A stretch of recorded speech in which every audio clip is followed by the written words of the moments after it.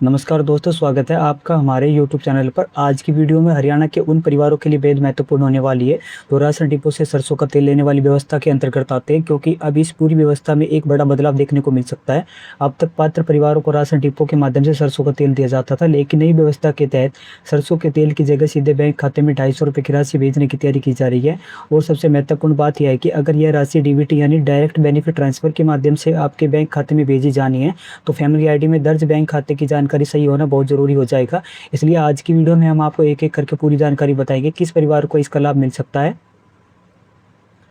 250 रुपये की राशि क्यों दी जाएगी, सरसों के तेल की जगह पैसे क्यों भेजे जाने की तैयारी है, फैमिली आईडी में बैंक खाता अपडेट क्यों ज़रूरी है, अगर बैंक खाता गलत है तो क्या समस्या हो सकती है, पति पत्नी के बैंक खातों को लेकर क्या स्थिति है, राशन डिपो की व्यवस्था में क्या बदलाव आएगा, और सबसे ज़रूरी आपको अभी किन बातों का ध्यान रखना चाहिए।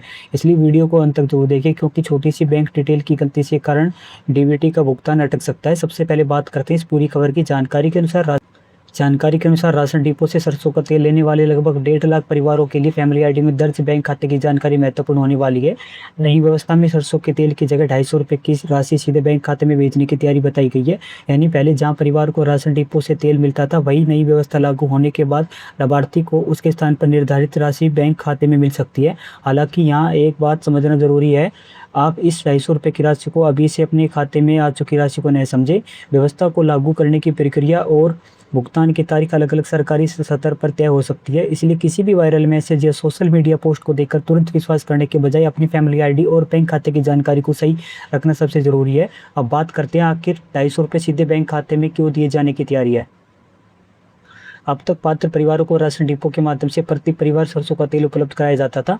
नई व्यवस्था में तेल उपलब्ध कराने के बजाय उसी सुविधा के स्थान पर निश्चित राशि डीबीटी के माध्यम से खाते में भेजने की व्यवस्था तैयार की जा रही है। इसका मतलब यह है कि अगर व्यवस्था आपके परिवार पर लागू होती है तो राशन डिपो से तेल लेने की जगह आपको बैंक खाते में राशि प्राप्त हो सकती है। इसके बाद परिवार अपनी ज़रूरत के अनुसार बाजार से तेल खरीद सकता है। यह व्यवस्था लागू होने पर लाभार्थी को सीधे आर्थिक सहायता मिलेगी और राशन डिपो पर तेल के उठान, भंडारण और वितरण से जुड़ी व्यवस्था में भी बदलाव आएगा। अब सबसे महत्वपूर्ण सवाल है, फैमिली आईडी में बैंक खाता अपडेट क्यों जरूरी है। दोस्तों, जब सरकार किसी योजना की राशि डीबीटी के माध्यम से भेजती है तो भुगतान के लिए लाभार्थी की पहचान और बैंक संबंधी जानकारी का सही मिलान होना जरूरी होता है। यानी फैमिली आईडी में जो जानकारी दर्ज है, बैंक रिकॉर्ड में भी उससे संबंधित जानकारी सही होनी चाहिए। अगर फैमिली आईडी में बैंक खाता गलत दर्ज है, बैंक खाता बंद हो चुका है, खाता संख्या में कोई गलती है या बैंक रिकॉर्ड नाम और अन्य विवरण मेल नहीं खाता, तो भुगतान में परेशानी आ सकती है। इसलिए अगर आपके परिवार का बैंक खाता हाल ही में बदला है, पुराना खाता बंद हो चुका है या फैमिली आईडी में बैंक संबंधी जानकारी गलत है, तो इसे समय रहते सही करवाना महत्वपूर्ण है। ना फैमिली आईडी के माध्यम से अनेक सरकारी योजनाओं को जोड़ा गया है और सरकार डीबीटी आधारित व्यवस्था का इस्तेमाल भी कर रही है। अब बात करते हैं बैंक खाते में किन किन चीज़ों को चेक करना चाहिए। सबसे पहली चीज़, आपकी फैमिली आईडी में बैंक खाता संख्या सही दर्ज है या नहीं। दूसरी, बैंक खाता चालू है या बंद हो चुका है। तीसरी चीज़, बैंक रिकॉर्ड में खाता धारक का नाम सही है या नहीं है। चौथी चीज़, अगर आपने हाल ही में बैंक खाता बदला है तो फैमिली आईडी में भी सही बैंक खाते की जानकारी अपडेट है या नहीं है। और पांचवी सबसे महत्वपूर्ण बात, आपके बैंक खाते से संबंधित जरूरी जानकारी में कोई गलती तो नहीं है। इन चीज़ों को अभी से चेक कर लेना आपके लिए फायदेमंद रहेगा। अब एक बहुत ज़रूरी सावधानी की बात, अगर कोई व्यक्ति आपको फ़ोन करके कहता है कि आपके फैमिली आईडी बैंक खाता अपडेट करना है और 250 रुपये आपके खाते में भेजने के लिए ओटीपी बताइए, एटीएम पिन बताइए, बैंक पासवर्ड बताइए या किसी लिंक पर क्लिक करके जानकारी भरिए, तो ऐसी स्थिति में बिल्कुल भी सावधान रहिए। किसी अनजान व्यक्ति के साथ OTP, ATM pin, bank password या अन्य गोपनीय बैंकिंग जानकारी शेयर नहीं करनी चाहिए। सरकारी योजना का लाभ लेने के नाम पर किसी व्यक्ति को अपनी बैंकिंग गोपनीय जानकारी देना सुरक्षित नहीं है। अगर किसी जानकारी में सुधार करवाना है तो केवल अधिकृत सरकारी माध्यम या संबंधित विभाग के आधिकारिक माध्यम से इस्तेमाल करें।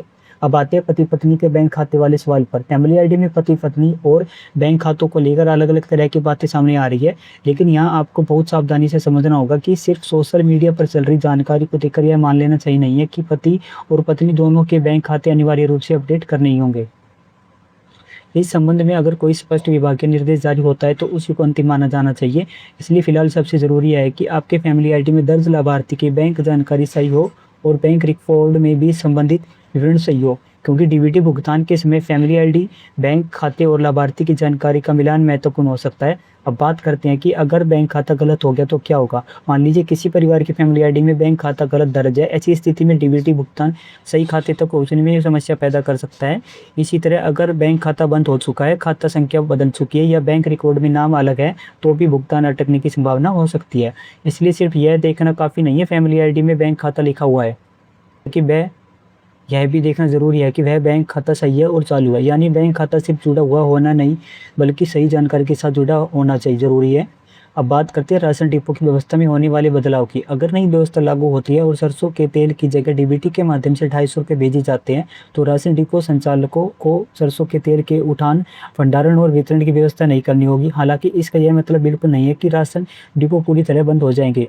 राशन डिपो से गेहूँ और अन्य निर्धारित खाद्य सामग्री का वितरण अपनी निर्धारित प्रक्रिया के अनुसार जारी रह सकता है। यानी बदलाव मुख्य रूप से सरसों के तेल वाली सुविधा को लेकर है। बाकी राशन वितरण व्यवस्था अलग प्रक्रिया के अनुसार चलती रहेगी। अब एक और सबसे ज़रूरी बात, यह योजना केवल बैंक खाता अपडेट करने तक सीमित नहीं है। फैमिली आईडी में आपके परिवार की दूसरी जानकारी भी सही होना जरूरी है, जैसे परिवार के सदस्यों की जानकारी, पहचान संबंधी जानकारी और अन्य रिकॉर्ड। क्योंकि सरकार की कई योजनाओं में फैमिली आईडी का इस्तेमाल पात्रता और लाभार्थी की पहचान के लिए किया जा रहा है। हरियाणा सरकार ने भी फैमिली आईडी आधारित व्यवस्था के जरिए अनेक विभागों और योजनाओं को जोड़ने की बात कही है। इसलिए फैमिली आईडी में अगर किसी जानकारी में गलती है तो उसे समय रहते अधिकृत माध्यम से सही करवाना समझदारी होगी। करते हैं कि आपको अभी क्या करना चाहिए। सबसे पहले अपनी फैमिली आईडी को चेक करें, उसमें बैंक खाते की जानकारी देखिए। अगर बैंक खाता सही है तो उसे लेकर बेवजह किसी व्यक्ति के कहने पर बदलाव न करें। अगर बैंक खाता गलत है तो अधिकृत माध्यम से सुधार की प्रक्रिया अपनाएं। अगर बैंक खाता बंद हो चुका है तो संबंधित बैंक से जानकारी लेकर सही खाता अपडेट कराने की प्रक्रिया को पूरी करें। अगर आपका नाम बैंक रिकॉर्ड में गलत है तो बैंक में आवश्यक सुधार करवाएं। और अगर आपने हाल ही में बैंक खाता बदला है तो यह जरूर जांच लें कि फैमिली आईडी में भी नई जानकारी अपडेट है या नहीं है। अब एक बहुत महत्वपूर्ण सवाल, क्या 250 रुपये हर परिवार को मिलेंगे? यहाँ भी आपको जानकारी को सही तरीके से समझना होगा। यह राशि उस सुविधा से जुड़े पात्र लाभार्थियों के लिए बताई गई है जिनके लिए सरसों के तेल की सुविधा के स्थान पर डीबीटी व्यवस्था की तैयारी की जा रही है। इसलिए सिर्फ यह सुनकर कि सरकार 250 दे रही है, हर परिवार अपने पात्र हो जाएगा, ऐसा मानना सही नहीं होगा। पात्रता वही होगी संबंधित सरकारी व्यवस्था में निर्धारित की जाएगी। इसलिए अपनी फैमिली आईडी और पात्रता की स्थिति जरूर जांचें। कुछ लोग सोशल मीडिया पर यह दावा कर सकते हैं कि 250 रुपये लेने के लिए आपको किसी व्यक्ति को पैसे देने होंगे, या कोई कह सकता है कि फैमिली आईडी अपडेट करने के लिए ओटीपी चाहिए, या बैंक खाते में 250 रुपये भेजने के लिए एटीएम पिन बताना होगा।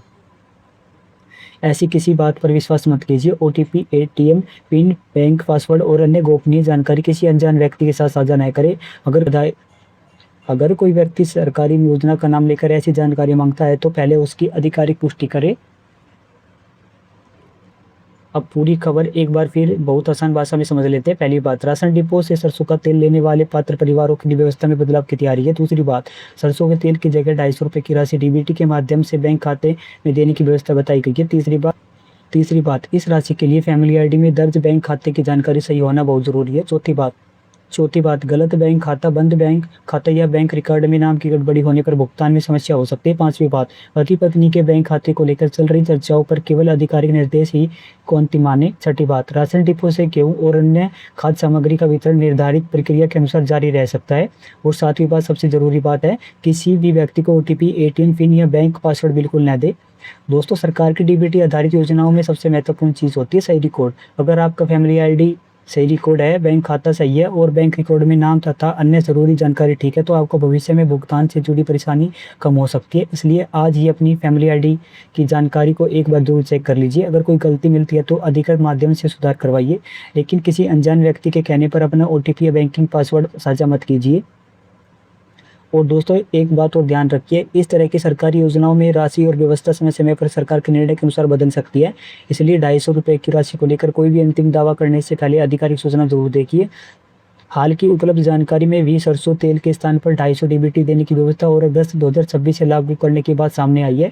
इसलिए आपकी सबसे बड़ी तैयारी यही होनी चाहिए कि फैमिली आईडी और बैंक खाते की जानकारी सही रही। तो दोस्तों, आज की इस वीडियो में हमने आपको पूरी जानकारी सरल भाषा में समझाई। अगर आप भी हरियाणा में रहते हैं और राशन डिपो से मिलने वाली इस सुविधा के पात्र है तो अपनी फैमिली आईडी में बैंक खाते की जानकारी जरूर चेक कर लीजिए।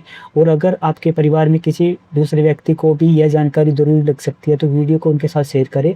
वीडियो पसंद पसंद आए तो वीडियो को लाइक ज़रूर कर दीजिए।